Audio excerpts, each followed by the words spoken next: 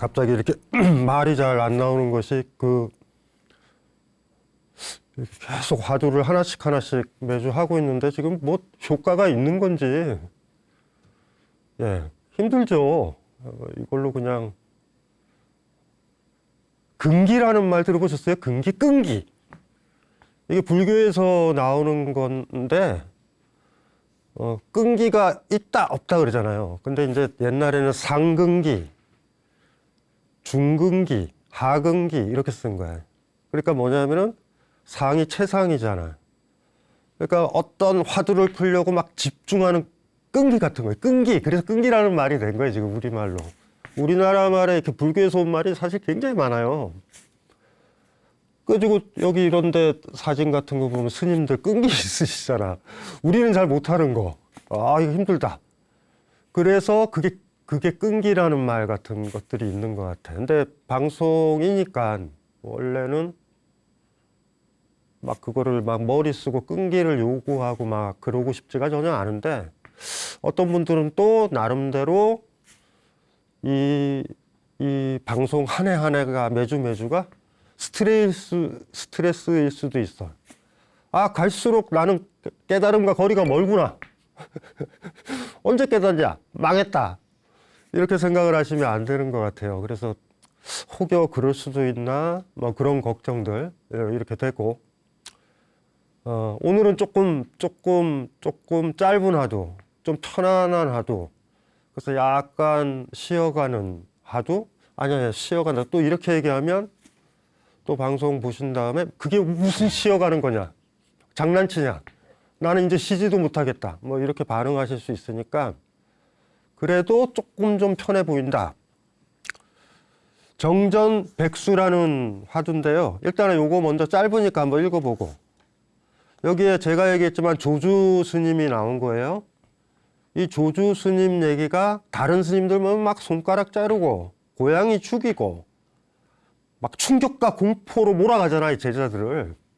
사실은 그런 식으로 제가 강연을 하면 저 구속되는 거예요, 요새는. 학교 선생님이 그랬다가는. 반면 조주 스님은 부드러워요.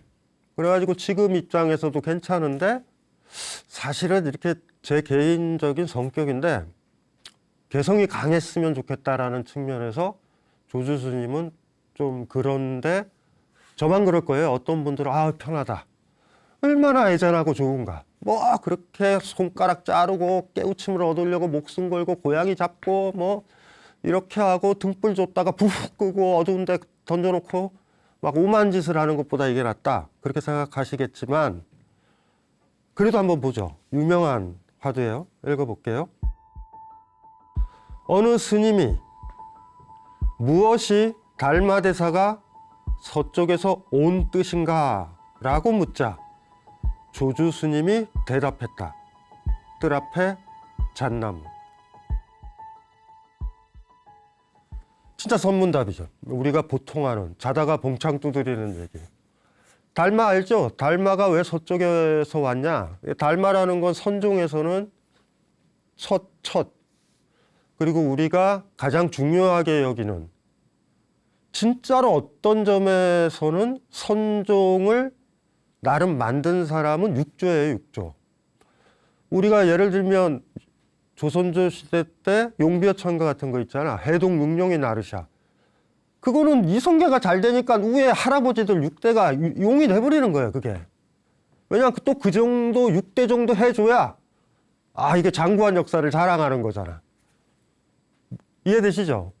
그래가지고 그 달마라는 그 사람이 역사적으로 보면 두 가지 기록이 있어요. 하나는 전설이 된 달마. 우리 저 한때는 미신이 창궐했을 때 달마도가 수맥에 그걸 잡는다 그래가지고 했었을 때 있잖아. 그리고 어떤 주류 광고의 달마 이미지 있잖아요. 그 달마가 있고 실질적으로 페르시아 쪽에서 온, 인도 쪽에서 온 달마가 있어요. 그러면은 그런 막 이렇게 살 있고 그런 건 아니죠. 그래서 학자들이 막 기술을 하죠. 그 옛날의 기록에 보면 달마가 두 사람이 있는 거야. 하나는 저쪽 페르시아 쪽, 인도 쪽 그 피부색을 가지고 있고 중국에 딱 왔더니 정각이라든가 뭐 사찰 지붕을 금으로 도금했잖아. 그거 보고 감탄하는. 인도나 이런 데서는 불교가 힘이 점점 약해지는데 인도랑 전혀 무관한 이런 중국이라든가 이런 데서 막 불교가 막 엄청나게 커지니까 그 사람도 이제 깜짝 놀란 거예요. 그런 모습의 달마의 이미지도 또 있어요. 이제 학자들이 텍스트를 가지고 찾아보죠. 이제 종교적으로는 그 페르시아적이고 중동 지역적이고 인도 지역적인 사람은 잊혀져야 되는 거죠. 사라져야 되는 거야. 그래서 달마서부터 쭉쭉쭉쭉 만들어가지고 6조, 여섯 번째가 해능이라고요. 해능의 6조 단경 제가 얘기해 드렸잖아요. 그러니까 선종의 역사를 제대로 어떤 텍스트로 화두 형식 말고 한 사람의 선종 사상가로서 위에 달마까지 계보를 연결하게 만든 그 사람이 궁금하면 6조 단경이라는 책을 한번 읽어보면 그게 아마 좋을 것 같다라는 생각이 들어요. 서점에 가도 다양한 버전의 6조 단경이 있고 심지어 만화도 있어요. 만화도. 제가 권하는 건 만화 쪽이야. 잘 찾아보면 만화 있어요. 깔끔하다고. 어차피 선불교가 불림 문자잖아. 뭐 텍스트에 뭐 오탈자 이거 뭐 문장 여기에 요지가 아니잖아. 중요한 건 우리가 깨달았느냐. 그러니까 우리 식으로 얘기했죠. 주인이 됐느냐 내가 남의 눈치를 안 보고 살게 됐느냐. 뭐 이런 것들을 6조 단경에서 확인해 보려면 만화도 괜찮은 것 같아요. 원래 그러니까 선종은요. 이 텍스트가 제일 좋은 텍스트야 라고 하면 거짓말이야. 그건 불림 문자에 어긋나잖아. 문자를 앞에 세우지 않는다. 마음이 더 중요한 거다. 이런 거니까 가장 편한 식으로. 무엇이 달마대사가 서쪽에 온 뜻인가요? 어느 스님이 물은 거야. 그랬더니 뭐라고 대답해요? 뜰 앞에 잣나무. 이게 이제 우리가 오늘 고민을 해봐야 되는 거야. 왜 이런 식으로 대답을 했고 이 대답이 뭔가. 요 질문은요. 이 조주 스님의 우리가 다루는 이 화두 말고도 엄청나게 많습니다. 대답은 다 달라. 여기서는 조주 스님은 뜰 앞에 잣나무라고 했잖아. 어차피 문맥에는 안 맞아. 만약에 누군가가 여러분들이 미리 짐작을 하는 게 난 나쁘다고 보거든요. 선문답에 익숙해진 거야. 무엇이 달마대사가 서쪽에서 온 뜻인가요? 그러면 대답이 달마대사는 동아시아의 불교가 조금 잘못 전달된 것 같아서 직접 와가지고 마음이 중요하다. 경전의 노예가 되지 마라. 네 스스로가 주인이 된다를 가르치려고 오셨다. 이렇게 대답이 되면 정상적이잖아. 이해되시죠? 그런데 화두를 많이 보다 보면 뜰 앞에 잣나무 정도 해줘야 화두 같아 보인단 말이야. 이렇게 되면 그게 더 문제인 거예요. 제가 뭐 얘기하는지 아시겠죠? 지금 방송을 계속 들으시다가 이제쯤은 적응이 되셔가지고 뜰 앞에 잣나무 커피 한잔 마시면서 또 잣나무를 한다. 그러니까 이러시면 안 돼요. 이게 어떻게 대화가 되는가? 달마대사가 서쪽에서 왜 왔는가라는 물음인 거야. 그런데 여기 있는 제자랑 조주 스님은 다 달마의 후손들인 거야. 그리고 자신들은 달마가 가지고 온 것, 달마가 가르쳐준 마음, 스스로 주인이 돼야 된다. 외적인 사람이든 외적인 건이든 책이든 텍스트든 일체에 의존하지 말아야 된다. 내가 주인이어야 된다. 이거 가르쳐줬잖아. 그리고 그거를 가르치고 있는 스승과 제자 사이의 관계라고. 그러니까 이게 심각한 거예요. 제자는 그럴 수도 있잖아. 이 조주 스님이 모른다. 모르는데 어떻게 나를 가르치고 있느냐. 이렇게 되는 거예요. 달마가 서쪽에서 왔다라는 그 뜻이 뭐냐라는 그 어떤 물음이라는 건 선종을 대표하는 물음인 거야. 선종이 무엇입니까? 그러니까 심각한 물음인 거예요. 이거는 할아버지, 몇 대째 할아버지 가지고 장난쳐서도 안 되는 거예요. 그런데 아주 과감하게 앞에 잣나무 이렇게 얘기를 한다. 요 화두는요, 나중에 보면 달마가 서쪽에서 왔다, 서쪽에서 온 까닭은이라는 거에 엄청나게 많은 스님들이 엄청나게 다른 얘기를 해요. 예, 그런 거예요. 그래서 첫날 강의 때, 첫 화두 때 충격이 계셨던 분들이 지금쯤 충격을 안 받을 수가 있어요. 그러면 심각한 거예요. 이제 이 강연 프로에서 배울 건 거의 없다라고 보면 돼. 심각하게 생각하셔야 돼요. 매 화두 하나가. 화두를 가지고 집중해서 풀려고 10년, 몇 년이고 고생하는 수행자들이 지금도 있어요. 쉽게 넘어가지 마세요. 쉽게. 언어는 우리를 너무 쉽게 보내고 흘러가게 하잖아요. 관계가 나쁘더라도 자기야 사랑해라는 말로 관계가 미봉되죠, 쉽게. 차라리 첨예하게 아들과 나 사이, 딸과 나 사이, 나와 남편 사이, 아내 사이 선물도 좀 하고 말도 부드럽게 해서 관계를 미봉하는 것보다 첨예하게 침묵 속에서 문제를 직면하는 게 100배 더 낫다고요. 언어는 굉장히 위험한 거예요. 말. 언어를 다 안 쓰면은 식당이나 카페에서 그 사람들이 우리한테 듣기 좋은 소리를 할 수 있을까? 어머, 오늘 고객님 너무 멋있어. 이런 얘기 못 하겠지. 모든 거짓말이야. 출발. 언어는. 그래서 우리말 못하는 외국인들을 보면 순진해 보이잖아. 그리고 우리말 너무 잘하는 사람 만나면 저거 사기꾼 같다는 느낌이 들잖아요. 자, 일단은 요거 단어를 한번 볼게요. 오늘은 그 얘기를 좀 해야 되니까. 이거.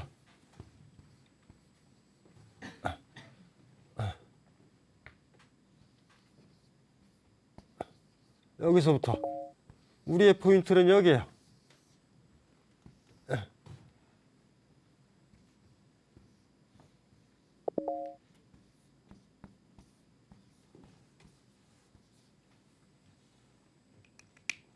히말라야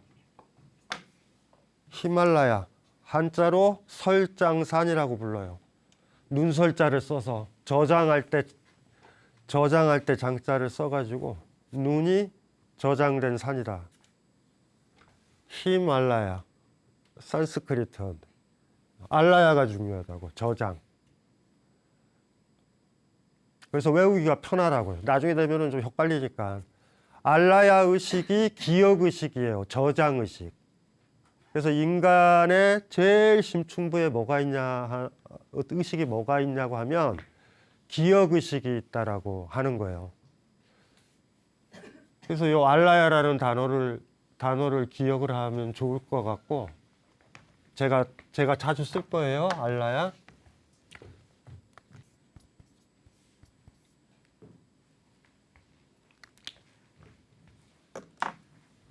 제가 한 말도 아니고 서양에서 아우구스티누스의 고백론. 네, 고백론을 읽다 보면 10장 정도인가 11장 정도의 시간에 대한 부분이 해명이 되는 부분이 나와요. 기억, 지각, 기대. 기억은 뭔지 알죠? 옛날 거 기억하는 거. 지각은 현재. 그러니까 저걸 가지고서 시간을 설명하는 거예요. 인간한테 기억이 있으니까 과거가 있는 거예요.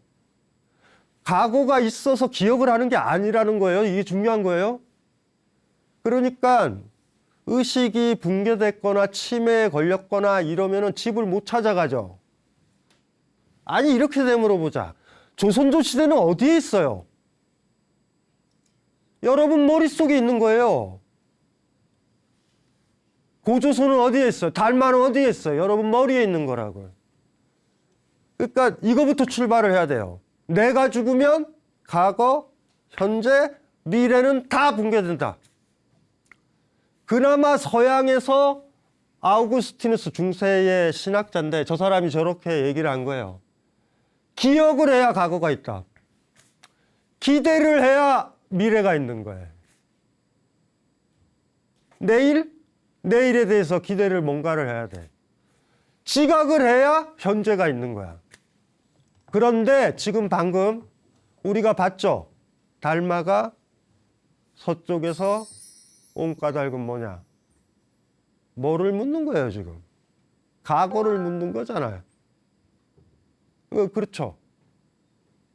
이해되죠? 과거를 묻는 거잖아요. 그래서 조주가 뭐라고 대답을 했어요?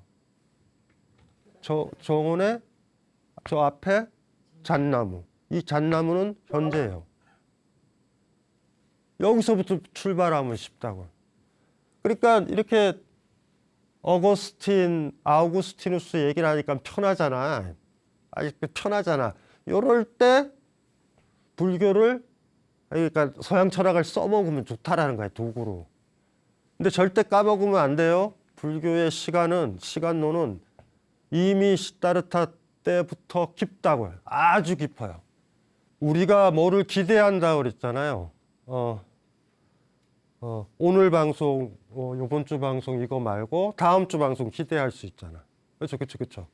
근데 요거 가지고 자세히 그냥 이렇게 단순하게만 생각하지 말고 요 세 개 중에서 기억, 지각, 기대 중에서 제일 중요한 게 뭔 것 같아요? 느낌에. 지각? 그러니까 지각이라는 건 뭘 알아채는 건데, 예를 들면은 이게 제가 지은 책이잖아요. 이게 책이야. 내 눈에 보이잖아. 그렇죠? 아, 이거 내 책 여기 왜 있지? 이럴 수 있잖아. 이거 지각 맞죠? 근데 여기에 깔려 있는 것들이 뭐냐면 기억이 깔려 있어요. 순수한 지각이라는 걸 찾기가 만만치가 않아요. 우리는 어떤 식으로 하냐면, 너 길거리에 친구 만나잖아. 너네? 웬일이야? 지각했잖아. 근데 거기에 뭐가 깔려 있어? 기억이 깔려 있는 거예요. 내가 이 친구가 누군지 아는 거야.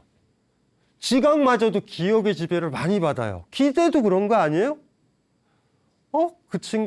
내가 생일 때, 내가 그 친구 생일 때 엄청나게 사줬어.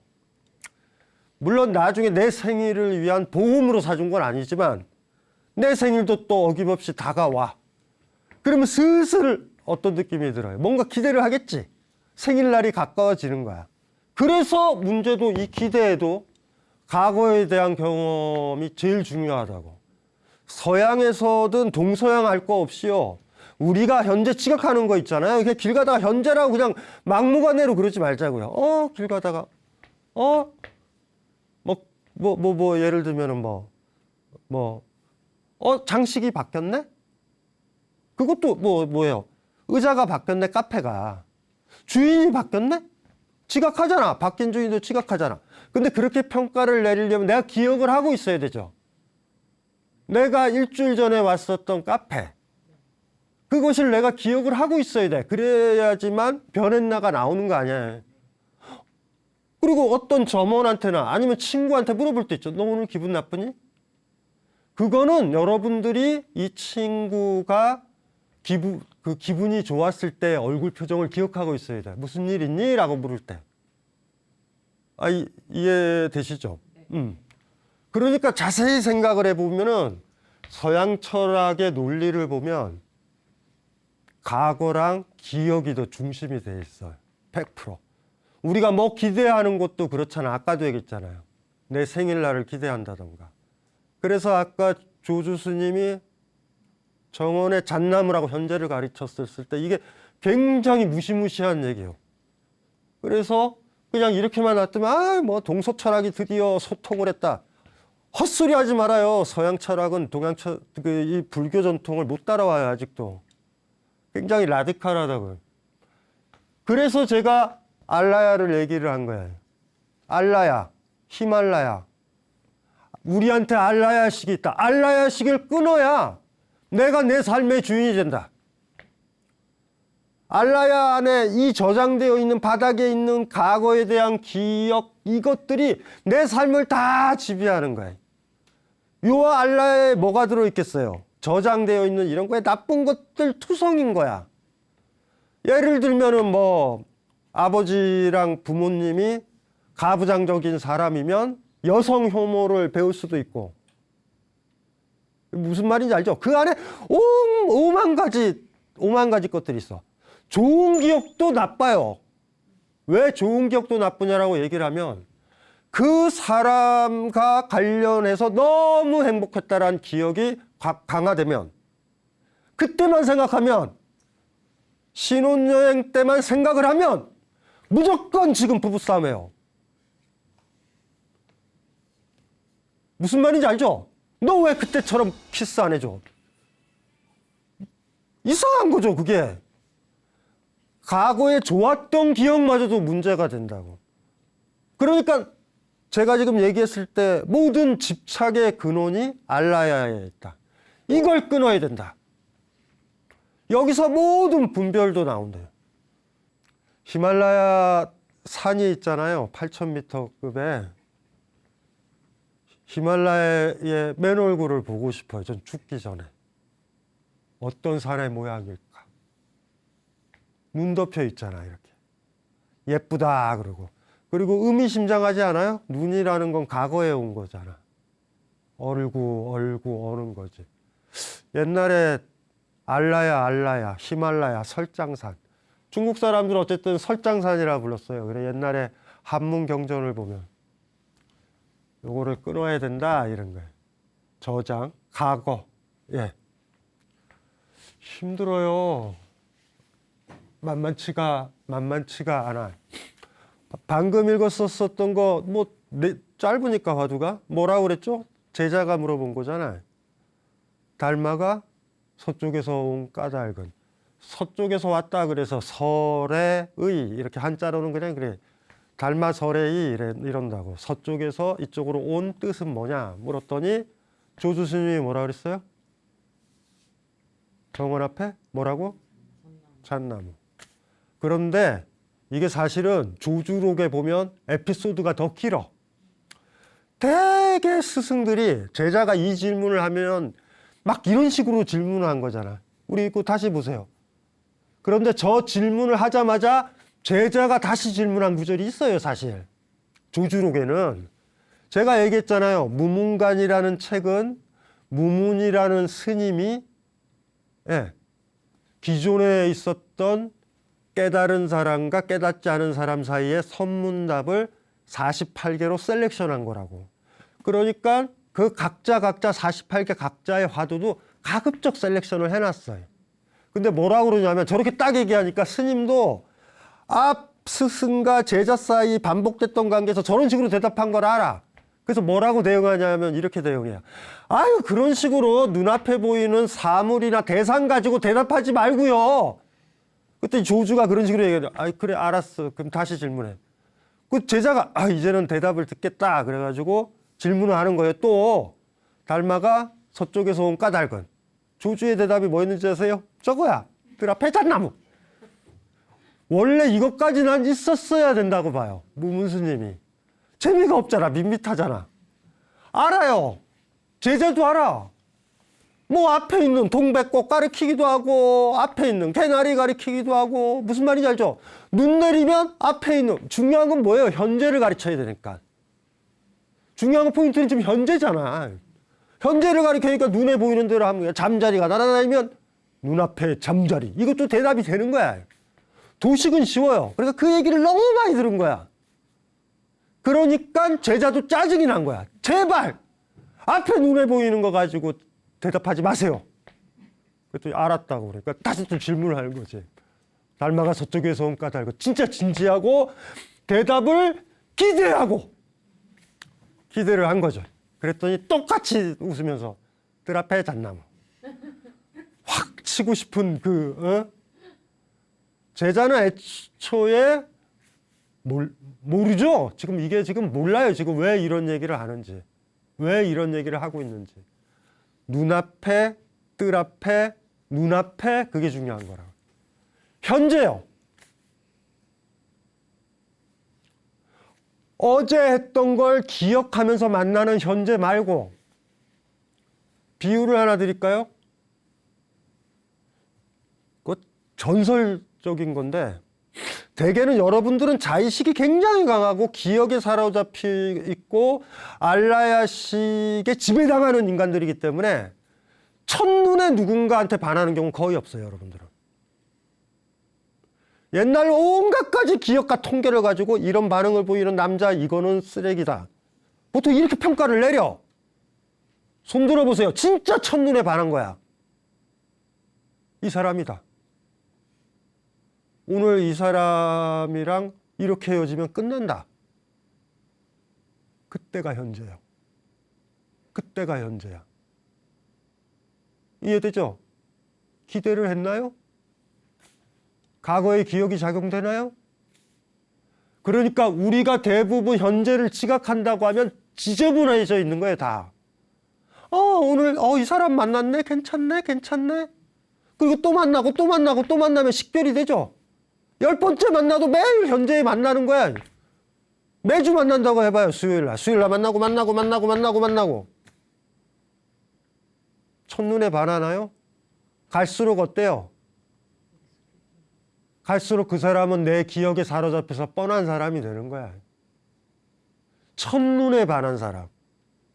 그러니까 이런 경험이죠. 벚꽃이 있네 하고 이렇게 걸어가는 게 아니라 벚꽃에 멈추는 거야. 딱! 옛날에는 벚꽃 좋은지 몰랐고 왜 사람들이 벚꽃을 보고 좋아할까? 이런 걸 몰랐는데 어느 정도 나이가 지나면 제가 얘기했잖아요. 인간의 유일한 진리가 유유상종이라고. 떨어지는 꽃잎을 보고서 멈출 수 있다면 이제 자신이 나이 들어간가, 자신이 죽어감들, 자신의 무상함을 보고 있다라는 거예요. 그래서 꼬맹이들은요, 벚꽃 밑에서 벚꽃 흔들면서 아주 그냥 야만스럽게 뛰어다니고 깨깨깨깨 짐승처럼 뛰어다닌다고. 벚꽃이 뭔 의미가 있어요. 그런데 배웠던 못 배웠던 나이가 들면 이해되시죠? 그게 보이잖아. 그 어느 날 옛날에는 그냥 또 벚꽃 피고 지는구나. 그냥 식별하는 거예요, 식별. 근데 어느 날은 멈췄는데 벚꽃이 확 휘날려. 정신없이.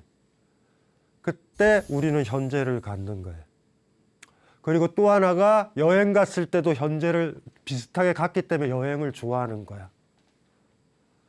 가면 새로운 풍경이 딱 그래서 입이 딱 벌어질 때 있죠. 왜 이해되죠? 그런데 이런 거 말고 막 여기서 서울에서 검색해가지고 그 에펠탑 옆에 빵집 좋은 데가 있다. 거기 가자. 이거는 기대하고 기억에 따라서 간 거잖아. 그런데 실제로 가서 그런 데는 별로 감동이 없어요. 이렇게 돌아다니다가 어떤 소개도 안 받았던 곳이 나한테 열린다. 그때가 현재라고. 현재가 많이 열리지 않아요. 의외로. 이게 중요한 것 같아. 현재에 쓴다라는 거, 현재에 있다라는 거. 나 혼자 힘으로도 힘들 것 같아. 첫눈에 반한 근사한 사람. 전혀 예상하지 못했던 어떤 풍경과 만나는 것. 무료하게 이렇게 길을 가다가 숲길을 지나다가 코너를 딱 도는 순간 갑자기 폭포가 퍽 하고 열려 있을 때라든가. 이해되시죠? 현재. 현재의 강력함은 어떻게 지배를 하냐면 기대도 사라지고 기억도 사라져. 힘이 없어져. 그냥 현재로만.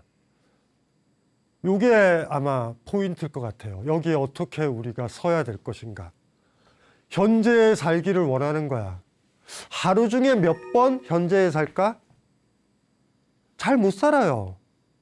어제 여러분도 오늘 집에 가거나 뭐 하면은 기억대로 움직이잖아. 패턴대로.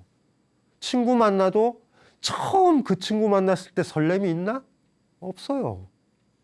그냥 약간의 현재는 있는데 대부분이 어제 봤던 내 친구, 다음에 볼 내 친구, 또 만날 내 남편, 내 아내, 내 아이 이렇게 되는 거야. 그런데 돌아보면 처음에 어떤 어머니라면 아이가 처음 태어나서 간호사가 아이를 나한테 데리고 왔을 때 그때 그 느낌, 그게 현재예요. 무슨 말인지 알죠? 그런 것들이 현재야. 이 사람 만나면 이 사람 오늘 만났다. 근데 오늘 이렇게 식으로 헤어지면 이 사람이 어디 사는지도 모르고 뭐 하는지도 모르고 나도 알리지 못하고 이러면 영원히 이 순간은 안 온다. 이런 느낌이 들 때, 그때 현재. 그거를 어떻게 잡느냐가 중요한 거죠, 많이. 옛날에 우리 그거 있었잖아요. 그 영화 중에 죽은 시인의 사회 영화 기억나세요? 그건 지금 봐도 불후의 명작이에요.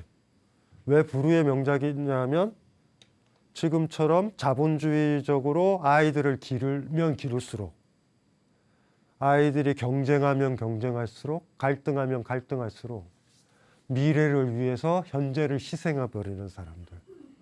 그런 시대잖아. 다 그렇게 얘기하잖아. 부모들도 못됐다고요, 되게.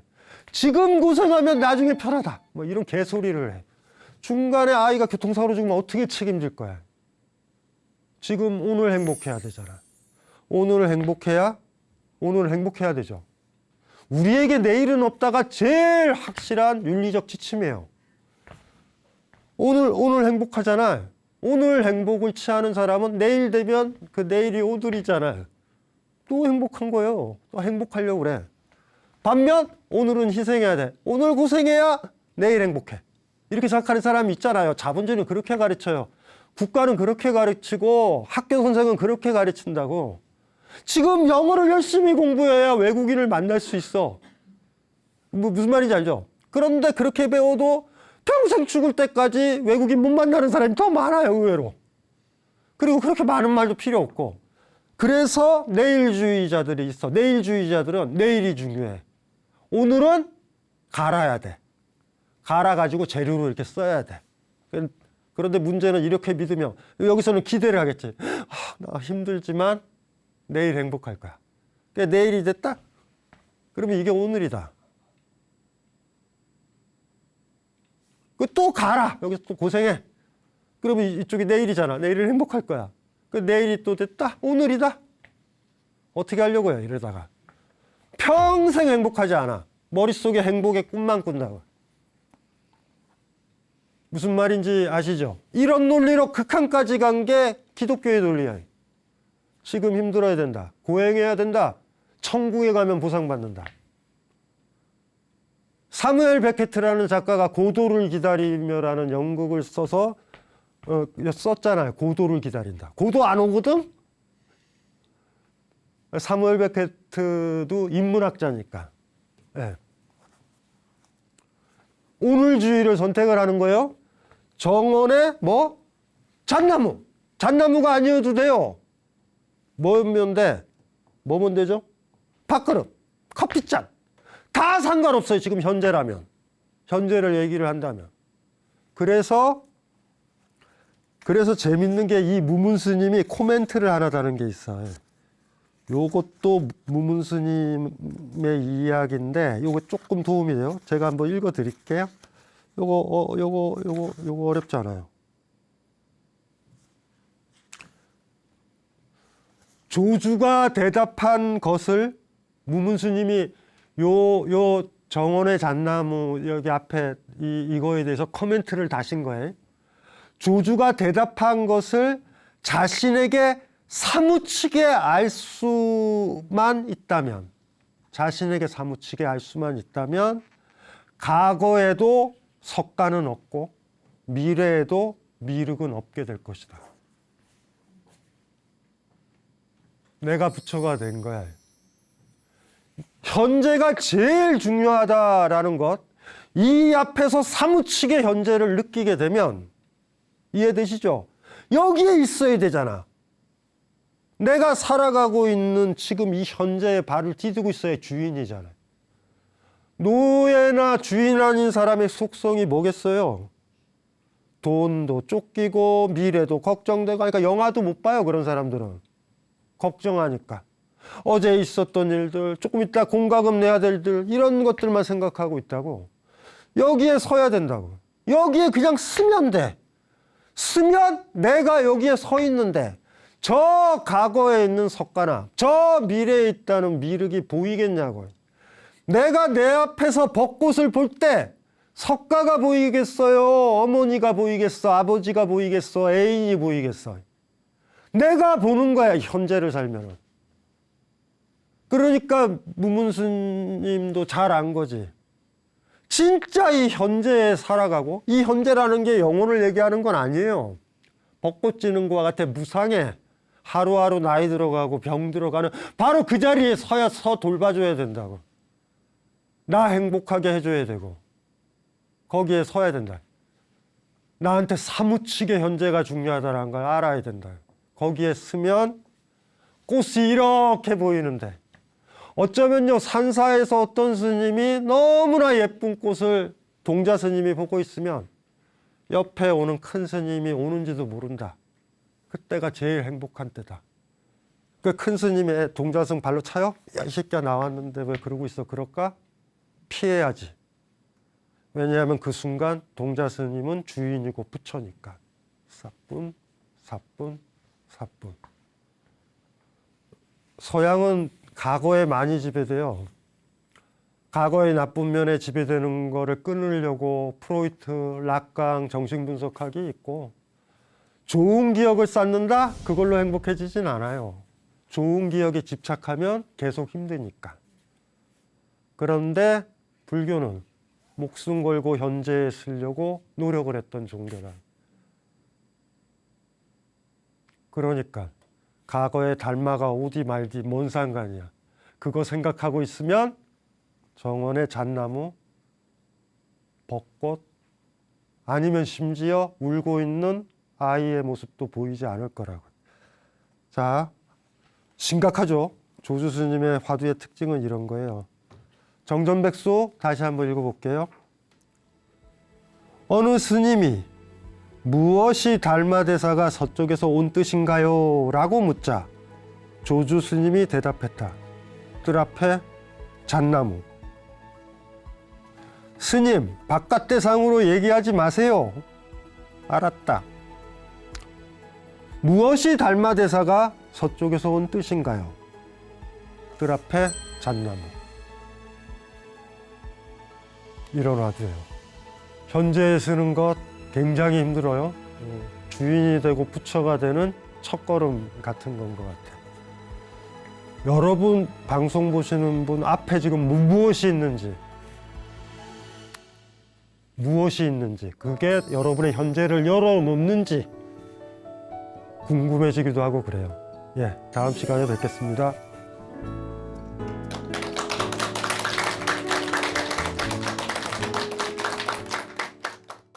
인생이 70 살고 뭐 어떤 경우 90 살고 질적으로는 현재를 많이 살아가는 사람이 풍성하게 사는 거예요. 하나하나 다 이해하려고 그러면 현재를 못 살아요. 현재에 살아야 다른 사람들과 관계를 맺을 수 있고 보여요. 즉심즉불이라는 화두. 무아도 마찬가지고 무상도 마찬가지예요. 저걸로 세상을 볼 수 있는가? 저게 세상의 모습인 거야. 그 무상함을 보면 여러분들은 부처가 되는 거예요.